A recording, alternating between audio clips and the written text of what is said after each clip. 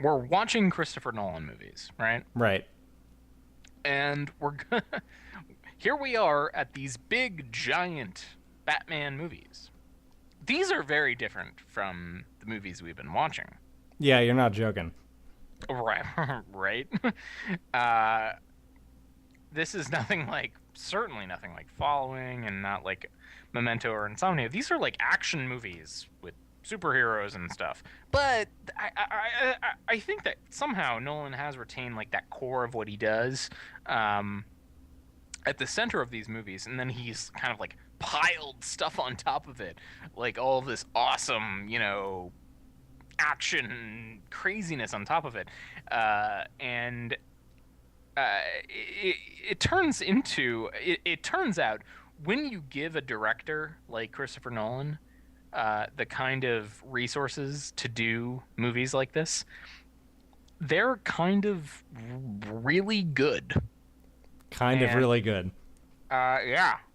And we're going to talk about them. So, we're going to try to do what we did with the prequels and do them character style. Yeah. And because we're assuming that you all have seen Batman Begins and Dark Knight multiple times, because really you should. And probably they have. I think I saw Dark Knight in theaters 3 times. Oh, I mean, I think I also saw Dark Knight 3 I times. saw it at midnight screening with my wife. She fell asleep. Then I'm pretty sure, I think I even went with my parents. I was like, you have to see this. I'm sure they already wanted to see it. Everyone wanted to see that movie. I saw both of them in dollar theaters after they were past their run, because I wanted to see them again. So yeah, so we're gonna try to do this character style, and you have to start with Bruce Wayne, right? Yeah. I mean, it's impossible to start anywhere but Bruce Wayne. These movies are about Bruce Wayne. How to start with Bruce Wayne? He's a crazy man in a costume. I mean, a guy who dresses up like a bat. Clearly has issues. It clearly has issues. I love the fact that Bruce Wayne, Christian Bale, whatever, can be self-aware of his character and make fun of it. I think half the time that he's talking about Batman, he's being serious. I think so too. I think you have to be insane, kind of crazy, to pull off what he pulls off, right? Yeah. You can't be two people. I mean, that's why. And I should have written this down in my notes. Sean, what is Katie Holmes and Maggie Gyllenhaal's real name? It's Katie Holmes and Maggie Gyllenhaal. Shut up. So Sean. It's Rachel Dawes. Rachel Dawes. So Sean texted me like, let's do this like we did the prequels, character style. And I was like, yeah, that's great. Let's do that. And he's like, yeah, we'll do Bruce and Harvey and the Joker and Gordon and Lucius. And then I think you sent another text message like, oh, and what's her name? And what's her name? And then I said like, well, that's gonna be tough because she doesn't have a character. And you were like, yeah, totally. And yeah, no, I didn't remember her name because she's not a real character. You know, she does some things, but they don't really matter. She's there, and also I'm gonna send Sean this, and potentially he'll add it to the show notes about Christopher Nolan and how he fridges a lot of his female characters. Do you know what that is? No. He kills a lot of his female characters to do something to the main character. To the male character, yeah. Okay. I just sent that to him. Maybe he'll add it. Just read through it. A friend of mine sent it to me. He tends to A, not have a lot of very strong female characters, and B, a lot of the female characters end up dead and are motivations for the male characters, but whatever. Yeah, we've seen that a few times already in the movies we've watched. Oh, yeah, I mean, like, Dead Girl in Insomnia. There's a dead girl in every movie that we've watched so far. Dead Wife in Memento. dead girl in Insomnia, and lots of dead people in Following, and uh, okay. Yeah, speaking of, by the way, I thought it was really interesting. We watched Following last before these. Batman Begins starts in black and white. That's true. Both Batman Begins and The Dark Knight. That somehow Nolan convinced the studio to alter. To put their logo in black and white. That's not easy to do. Yeah. By the way, film fans, that is not a simple thing to do to get them to let you do that. And good on him. We're gonna start with Bruce Wayne. Should we start with his childhood? Yeah, I mean, we'll take it more chronologically than the movies, I guess. So, he's a rich kid with not a lot of friends, it seems like, right? Yeah. One girl who happens to be the daughter of the house servant, whatever. That's not a good life. You live in this giant sprawling mansion with like this bajillionaire father, this mother. I mean, like they don't get into this, but his father is like a hojillionaire. His mother obviously is very well-to-do. Like she comes off as she's a socialite. Yeah, and he is running around with like the rabble. This is somewhere in the middle of the movie, but he's running around with a rabble. Yeah. And he clearly enjoys the company of this girl. And why shouldn't he? And because of her, this is where his entire character, explodes out of the screen. He falls through that, well or grate or whatever that was sealed off. Bruce Manor is kind of like Sunnydale. It sits on top of a giant cavern. Yeah, exactly. So he falls down into the hellmouth. There are like a bajillion bats down there, and like seriously, if it were you or me as like a 10-year-old, and thousands of bats were flying all around you and landing on you and pecking at you, that would do things to me. This is a life-scarring moment right here. Right? I mean, I wouldn't be the same. I remember when I was like 3 or 4 maybe, we had a bird nest under our deck, and my dad put me on his shoulders. He knew that the birds weren't in there, just the eggs. And he put me on his shoulders and took me over to it so that I could see it. And I was looking at it, and I heard a bird, and I turned around, and the bird from the nest was like diving at us to get to the nest.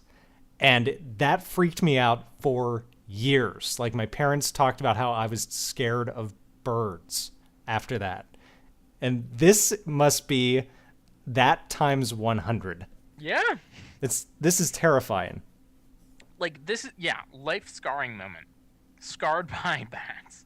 And his father rappels down, his doctor father. Spelunker in his spare time. Happens to be able to spelunk down and save him. Brings him back up. Why do we fall, Bruce? So that we can have a catchphrase for the movie. So we can, whatever. So we can get back up. So they at that point they dismiss what's her name, right? I mean, like, it's like, okay, and you're gone now. Yeah. Yeah, no more. You're gone. No more Rachel Dawes. Very sad. And he gave the thing that Bruce wanted was the arrowhead. They found an arrowhead, and he gives it back to Rachel Dawes. And as a part of the movie, like, one thing about Batman Begins is the whole first, like, 30-40 minutes of the movie are sort of like a separate movie. It's like how Bruce Wayne becomes Batman. Yeah, it's kind of like the part in this. If this movie were done by a director who just did things in order, this would be somewhere in the second act. where Right. like our main character has pulled himself up by his bootstraps and figured out how to train to become the thing that he wants to be. But Right. Christopher Nolan decided to put that at the beginning of the movie. Right. You know what I thought of was George Lucas and the prequels. Uh, the entire Anakin becoming Anakin story, Mm-hmm. they could have done the same thing with Anakin as they did with Batman Begins. Like the whole first like 30, 40 minutes tell how he falls to the dark side, and there you go. Yeah. They did the same thing with Batman. It's like, how does Bruce Wayne become Batman? Here's how Bruce Wayne becomes Batman. He's this rich kid, and he has this like trauma in his life. He goes off and lives with criminals in Korea, and eventually he hooks up with these monks in Tibet, and they teach him how to focus his anger and hone his skills, and eventually he becomes very powerful. The end. Now we're off, right? But wait, that's just the beginning of the movie. But that's just the beginning of the movie. That's just the beginning of the movie. So, that's just the beginning of the movie. It's good. I would say it's like a little vignette almost, and very fun to watch. I like that. So Bruce apparently holds all. He's not lost any of his family's like interest in his company, and when he comes back to America, like Alfred, good old Alfred, is there to help him and make sure that that he can do all he wants to do in America, and B, that all the interest in his company is still there. And I think at the end of the movie, that's where the company went public, and he basically bought all of the shares in the company at the end of Batman Begins, right? So he wanted to kick out that guy who took control from him. That dork nozzle who with the blonde hair with William the Earl is his name. What a dark nozzle. Yeah, we get when he's a kid after his parents have died, Earl says something to him like, "We'll be guarding the Empire until you come of age." It reminded me in episode 1 of Palpatine saying, exactly, your career quite closely. That's exactly what he was saying. He was like, I am gonna steal this company out from under you, kid. You have no idea. So that's where we are right now. So Wayne has the weight of his parents' death on him, right? Like, he's totally wrought with that. He was a very wealthy guy. He went off to the four corners of the earth and trained with Ra's al Ghul's, men, and became a ninja. And he also trained with, it wasn't real training, but he fell in with all these criminals, which really let him see the way that the criminal underbelly works, which I think is really important to how well he becomes, how good of a detective he becomes, because he knows how they would think. Right. I think Liam Neeson says, what did you think the first time you stole? Mm-hmm. The first time I stole, it was because I was he had to eat, dying for food. Yeah. I was hungry. And Bruce spent a lot of time understanding how criminals think. He also spent a lot of time with the League of Shadows. Mm-hmm. Shadows. He spent a lot of time with them, learning how to disappear, to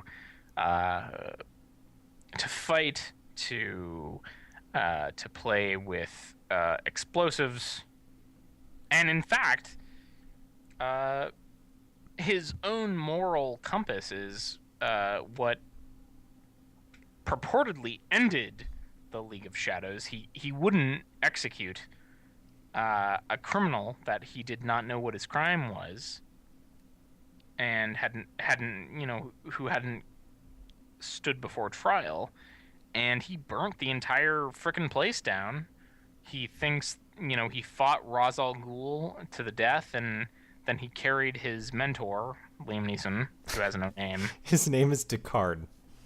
Ducard, fine. Ducard, he carried Liam Neeson down the mountain. After Ducard has revealed to him his major plan, that the plan is To to destroy Gotham. destroy Gotham. Oh, man. That's the part that it is a larger example of what he won't do with the execution. He knows that Gotham is not the problem. It is a symptom. Sidebar. What do you think about that?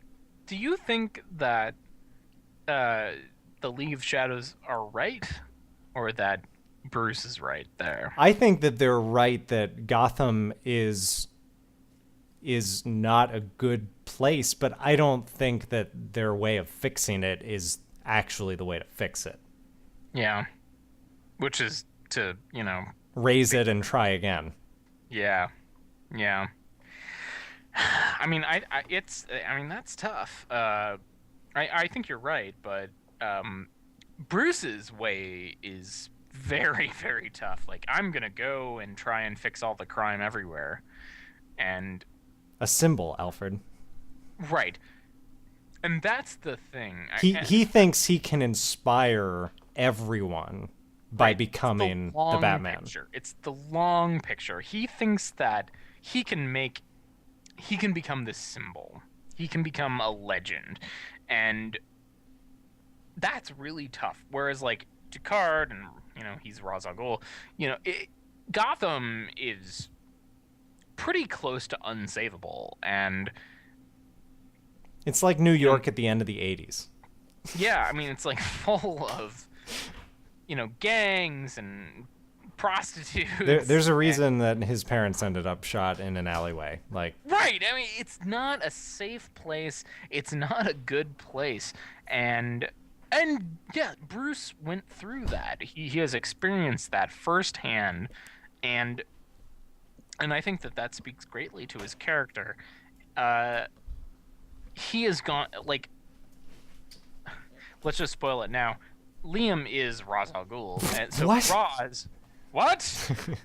Ra's al Ghul has probably not experienced the same things that Bruce has. Bruce has seen his father shot dead, his father and his mother shot dead, and yet he still thinks that there is good in the city. There's something. he doesn't think that he- he should kill. Like, he Right. doesn't. He seeks for those people to serve justice. He doesn't seek vengeance. Yes. And he doesn't think that you have to raise the city to the ground to reform it, right? He thinks the same way his father thought, right? Inspire to Just- do good. Yes. So he does, and he returns to America, and he finds his company run by dork nozzles, and Lucius Fox is the only one there who he gets on with, and he basically equips him with Batman armor. Alfred, for some reason, is totally on board with that. He has no questions whatsoever. It's like, yep, okay, you're a Cape Crusader, got it. And he goes off and starts scaring the crap out of bad guys. I made the point to Alicia at one point. All he does is jump into people's lives. Like, the bad guys who he captures usually don't know he's there until he wants them to know that he's there. But he does the exact same thing to the good guys. And Like, aren't the good guys kind of terrified of Batman because of that? yeah, I guess that's true. I mean, like, Gordon is totally, like, set aside by that. And Lucius also, it takes him some time to understand what Bruce is going for. Yeah, it takes some coverage on the news for all the cogs to fall in place, and he's like, oh, that's what our boy is doing. Right. Bruce convinces Lucius to construct his Batman armor in the first movie.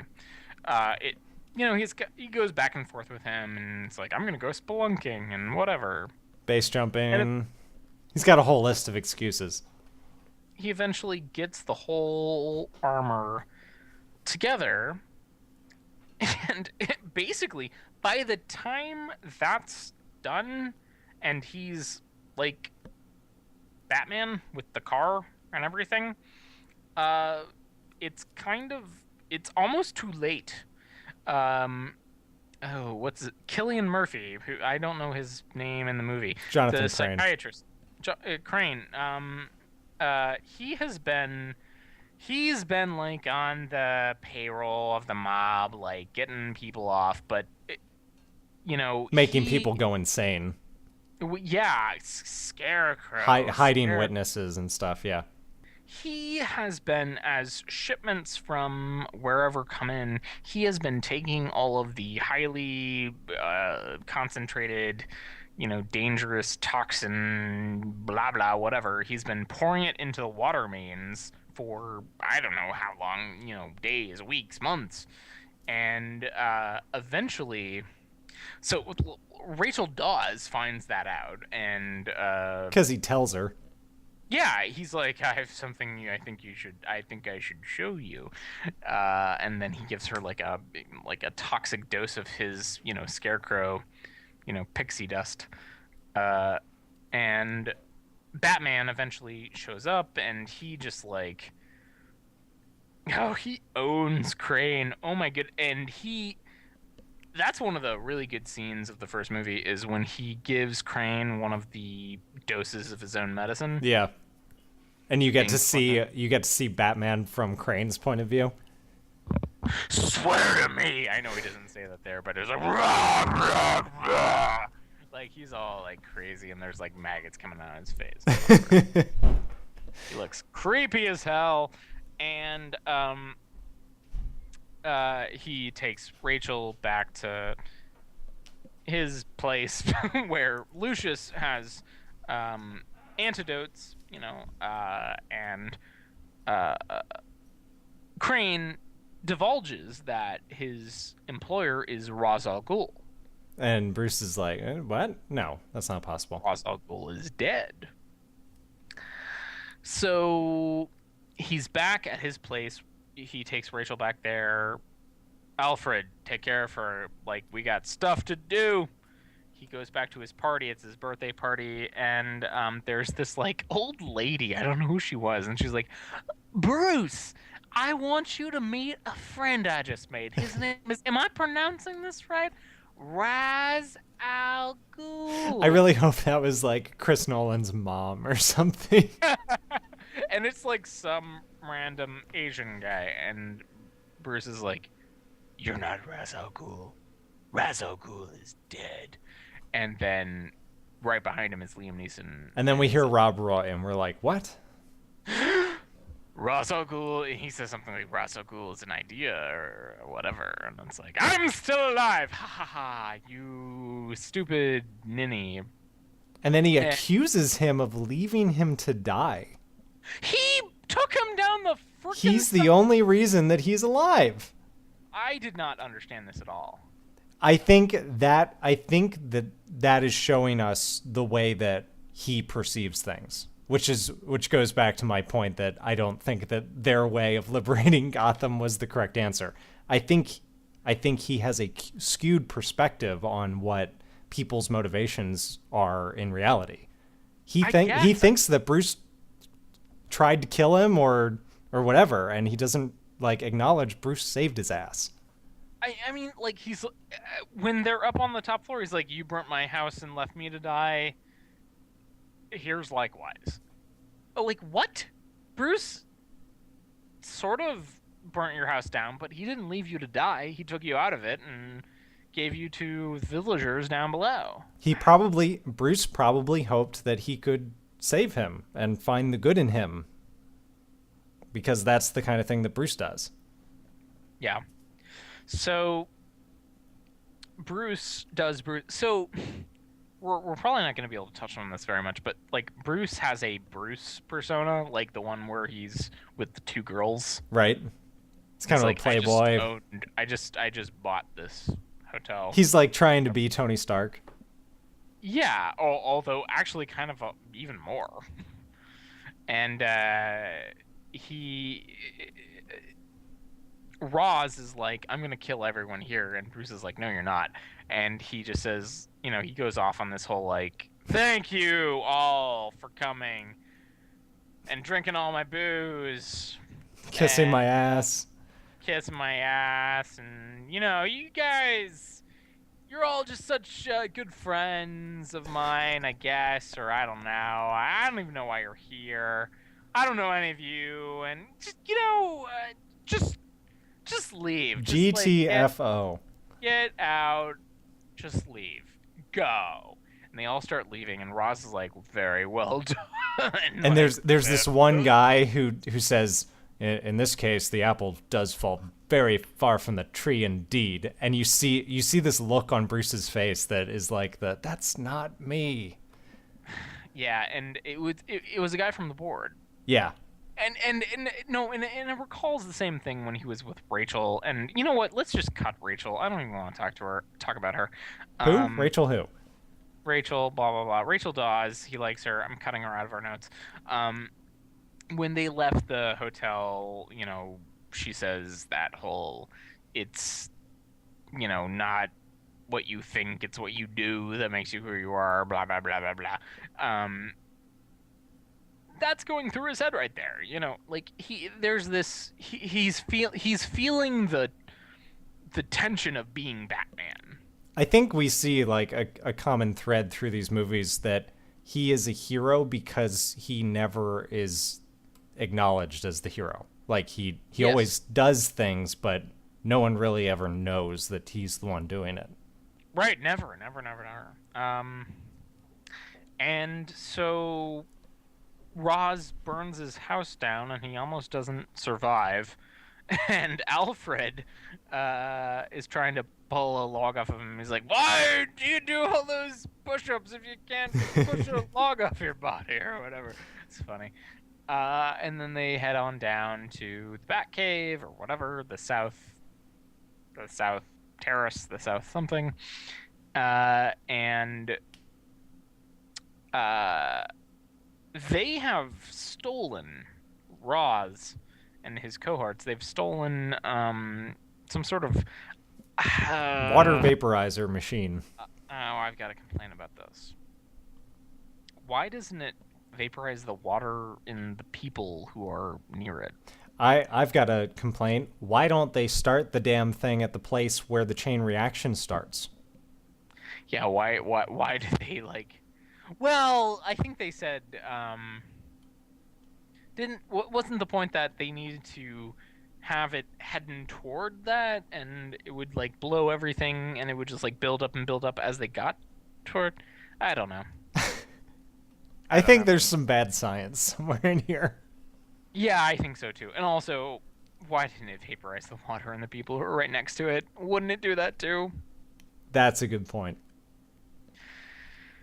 It only vaporizes the water in pipes, not in flesh. Okay, so they've got a magic device. They have a magic device. They blow up all of the magic stuff on the island of Dr. Moreau that Right. apparently exists right off of Gotham. It's like Harlem or something. Oh, it's just like the end of the world. And they deployed all these cops there, and it's like crazy. And basically, Batman is drawn there, as is Rachel. Although, do we really care that Rachel is drawn there? I care more about Gordon that he's drawn there rather than Rachel. And he realizes that Roz is going to do what he's going to do, so he has to get back to the mainland, and Gordon helps him, and they draw the bridge down. He's like, gets back across, and he saves Rachel and that kid who kind of looked like Joffrey from Game of Thrones. That is Joffrey from Game of Thrones. I knew it. Thank you, Sean. You're welcome. Yeah, this movie is, despite being like a very American idea, this movie is completely cast with English actors, and he's one of them.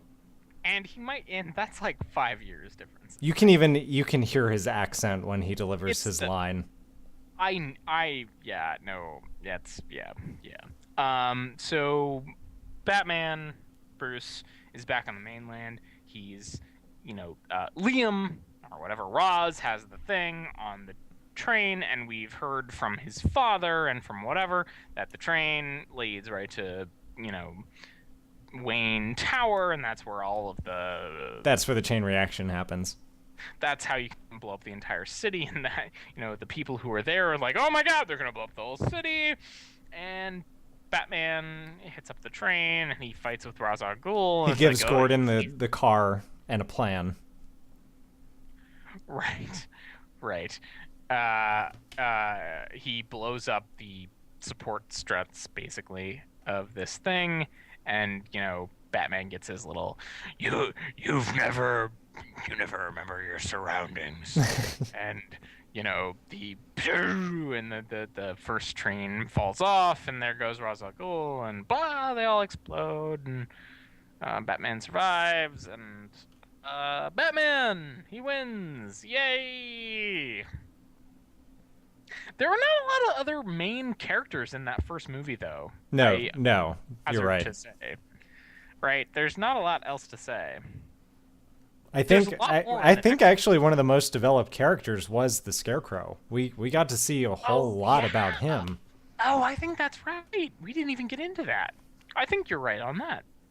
I love. Is it Cillian Murphy? Is it a hard C? I think that's right. Well, I freaking love that guy. I do too. I mean, he plays his character just pitch perfect, Mr. District Attorney, like, what, if any, insinuations have you authorized, or blah, blah, blah. There's a reason that this guy is in the place that he is. I mean, he plays the best, I mean, like, let's just say it, he plays the best douchebag ever. Yeah. Yep. I mean, like, when he's on the stand, you're just like, you are such a slime ball. Yeah, he's such a sleaze. Oh, the one character in the first movie we didn't talk about was Carmine Falcone. Yeah, Tom Wilkinson is awesome. I like his Chicago accent a lot.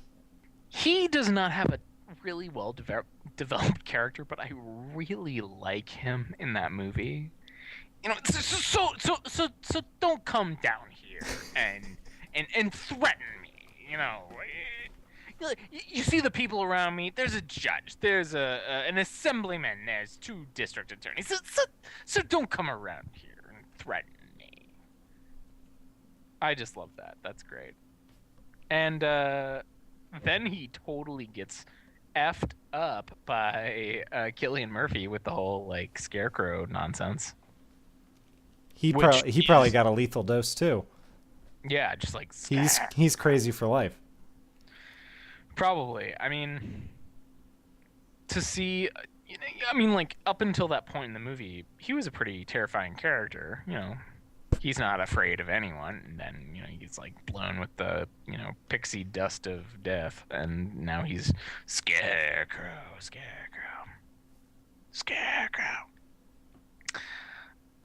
So I would say in Batman Begins, Bruce became Batman. Now in Dark Knight, he's totally Batman. And there's no like, is he Batman? Do we need to establish that he's Batman? No, it's like he's... Yeah, I mean, Batman Begins ends with 2 things that just kind of like, welcome to the Batman universe. They put the bat signal on the light, yep. and Gordon gives him his next case. The Joker. Well, this guy's been leaving this card. We don't know what it means. We'll talk about the Joker. So when we get to the Dark Knight, oh man, I love that so in the interim, many more people are now trying to copy the Dark Knight. They're trying to... This is a universe without superheroes. Yes. This is not the Justice League. This is a world with Batman, and that's it. Yes. So Gotham is exactly as it was, and now there are people trying to be Batman.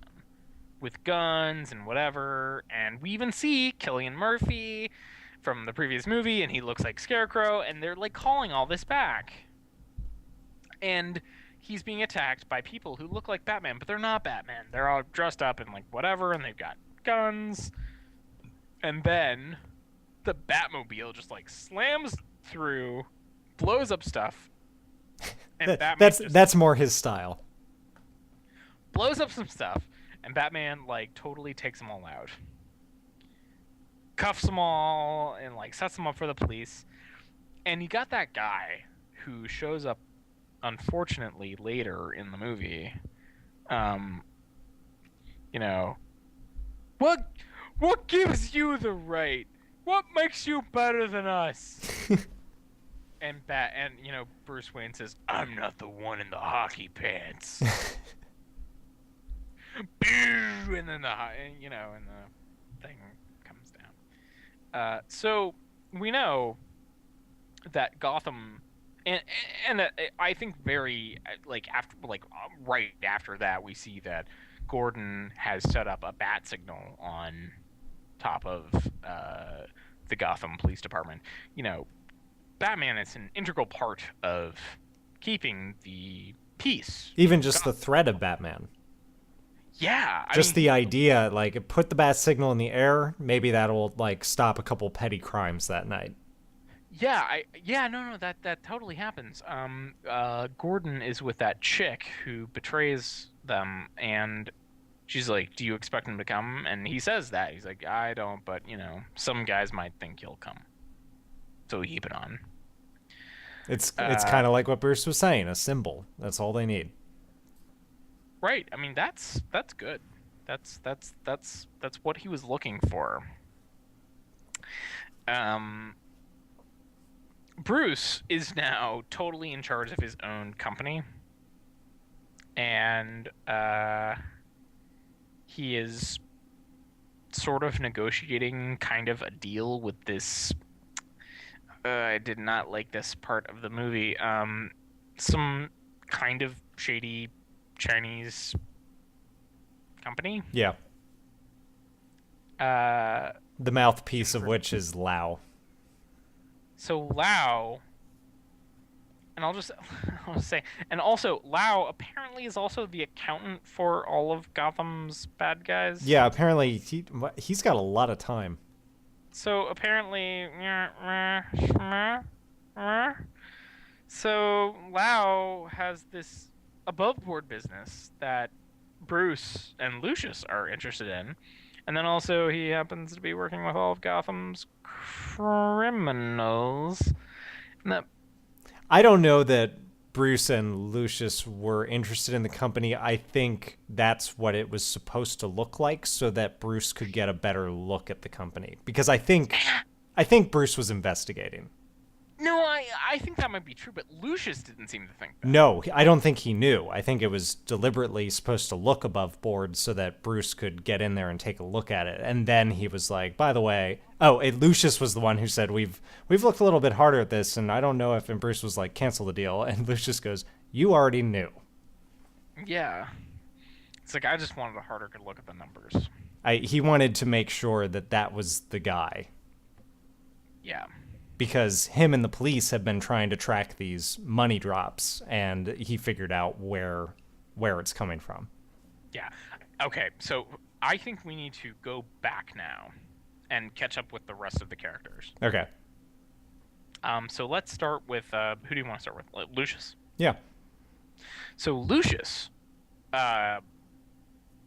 he was a confidant of the Wayne family, and it seems like he was going to be in charge of the company, and now he's like, in Batman Begins, he has fallen on hard times. Yeah, they stuck him in a department that doesn't do anything. Applied Sciences. It's like the R&D division, and he appears to be the only person there. Yeah, kind of. And he just makes nothing. He's stuck there doing nothing. Oh. Poor guy. Poor guy. And after Bruce, basically owns the entire company, he puts Lucius back in charge. Where he the should entire be. show. Where he should be. Yeah, totally. And also where it But will work to Bruce's advantage that he can, like, hide things. right, and he asks Lucius for various, elements of his that contribute to his persona as Batman. He needs the cape and the suit and the Batmobile, and Lucius can provide all of those things. So that's good. Under So, the guise of applied science. applied. It sounds like something out of Portal.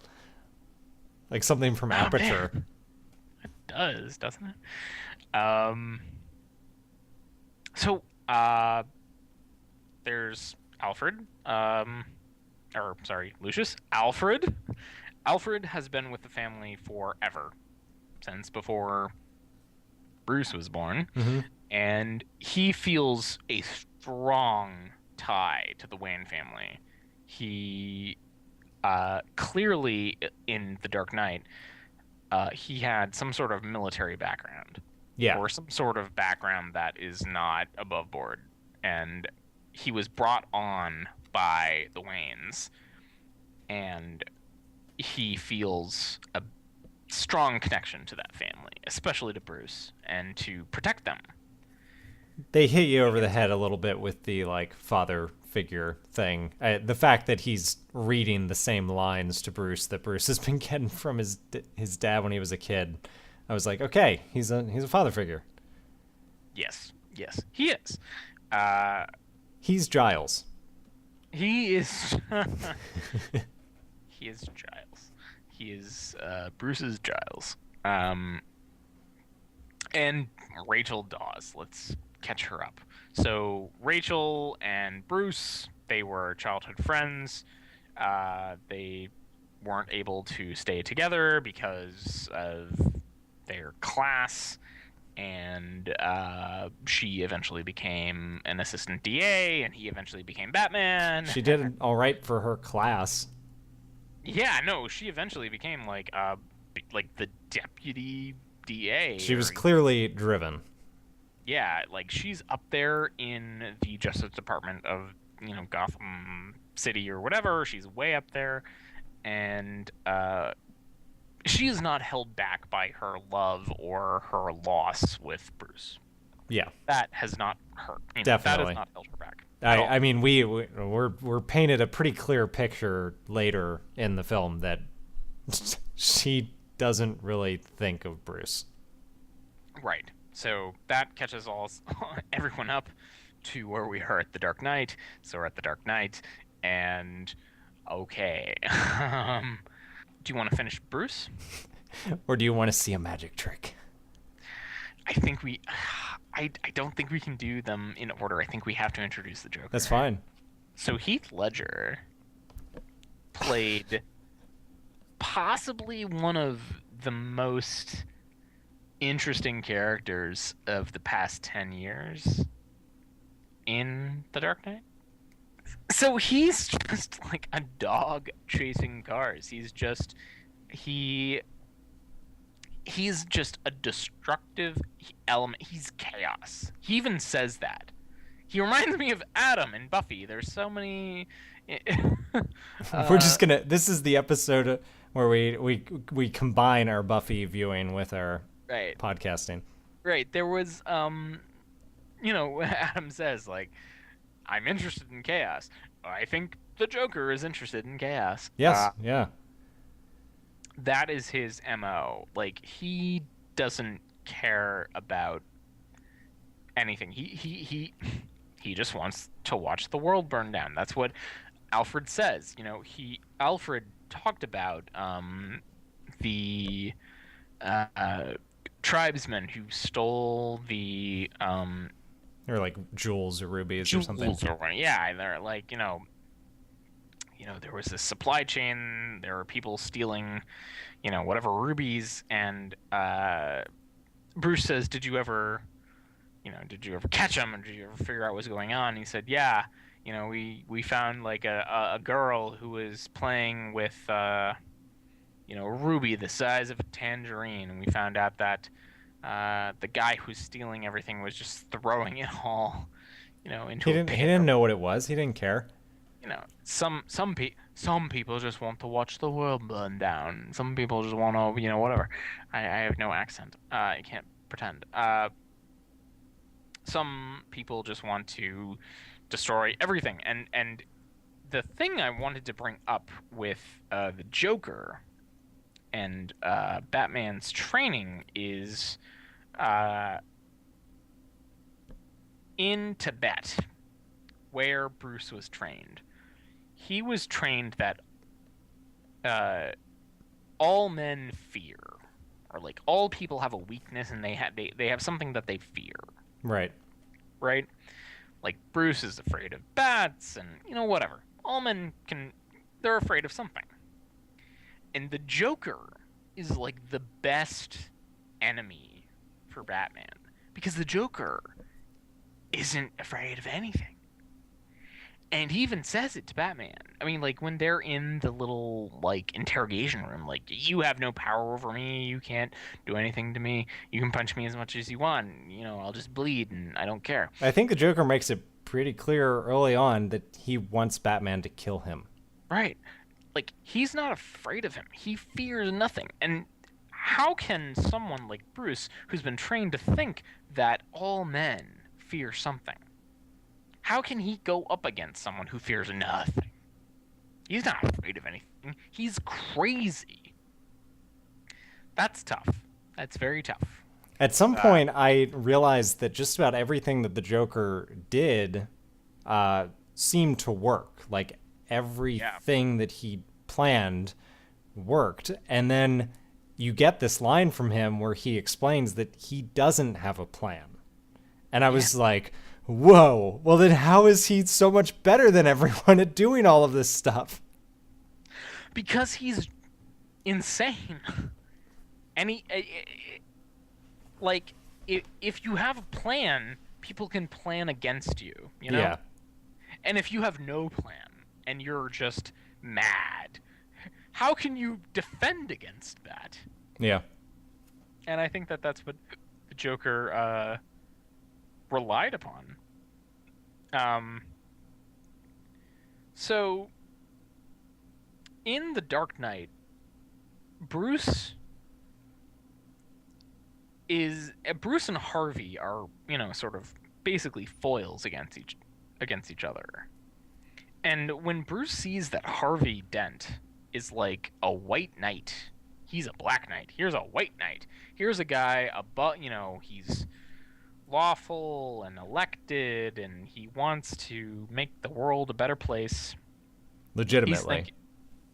He's thinking, maybe I don't have to do this anymore. Maybe I've inspired enough people and I can retire and Rachel will, have sex with me or whatever. Yeah, I think it's clear that Batman was always a temporary thing for him.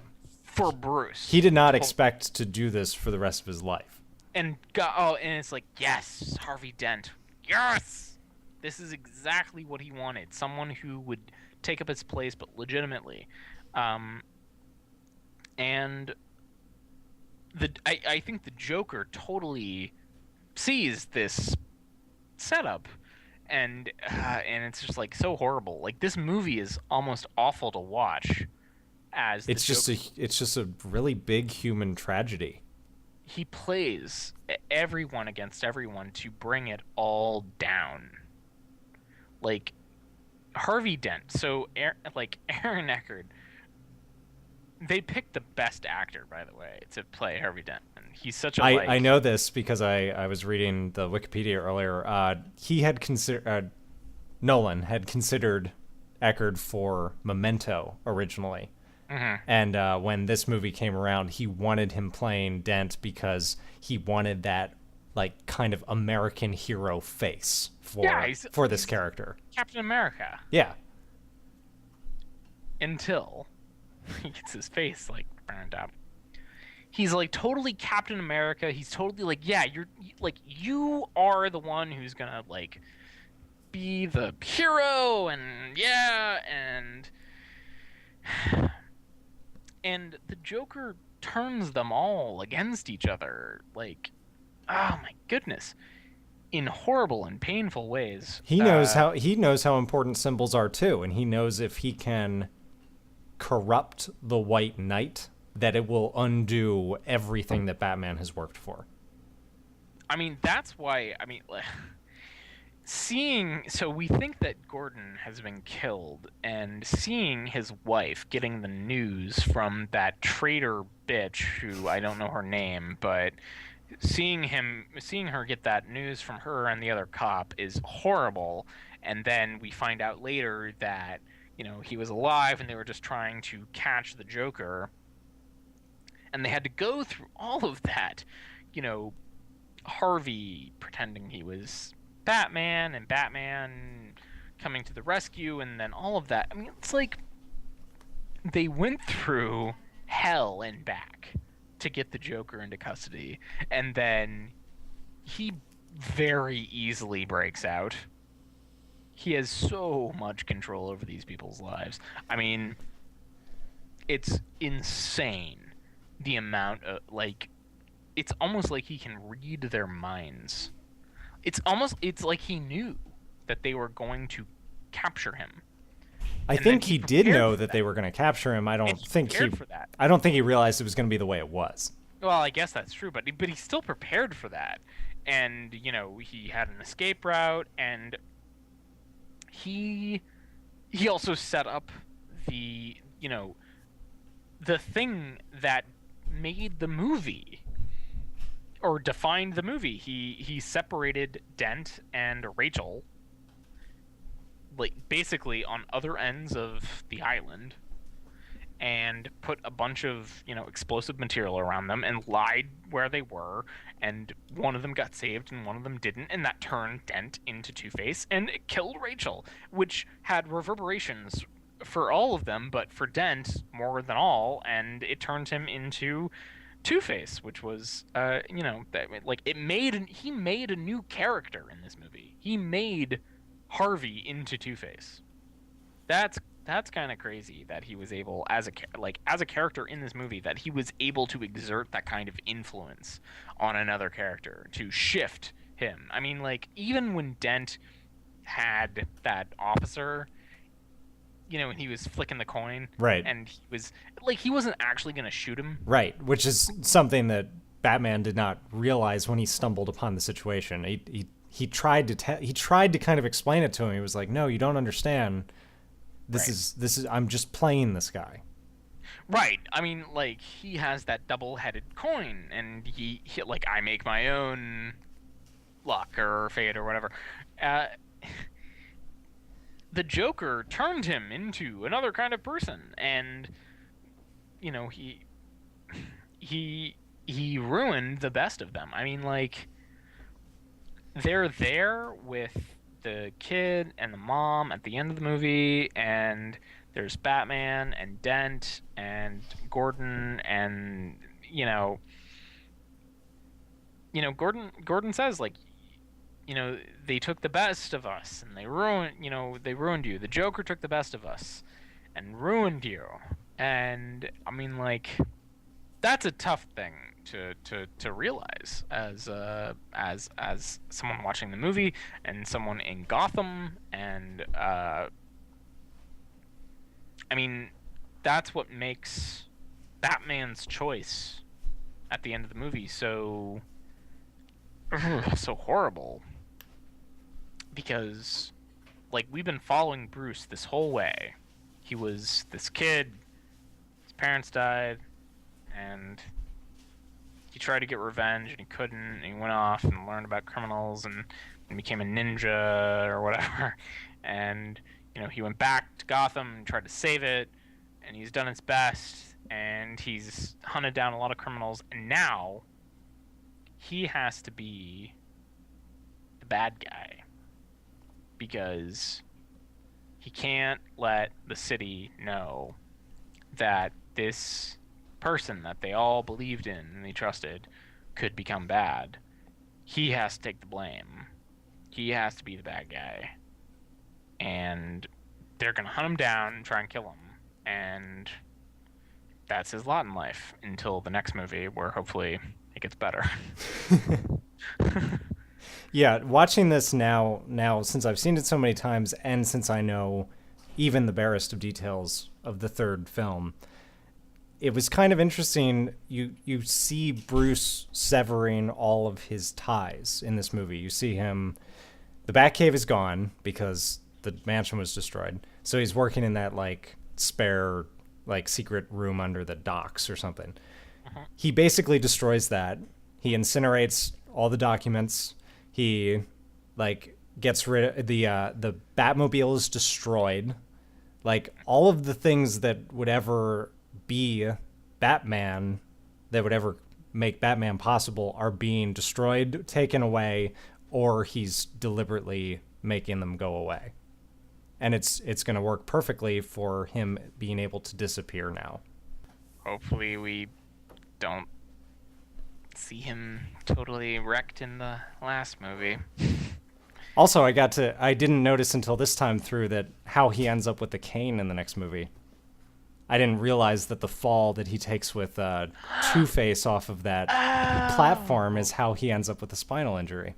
You know, I didn't even think about that. I didn't think about it till I saw it this time. I was like, there it is. Okay. I did not even think about that. Well, we should assign homework, which is awesome homework. The best homework ever, which is to watch The Dark Knight Rises. So you have to you have to do what we're gonna do and go to your local Cineplex and buy a ticket and watch a movie.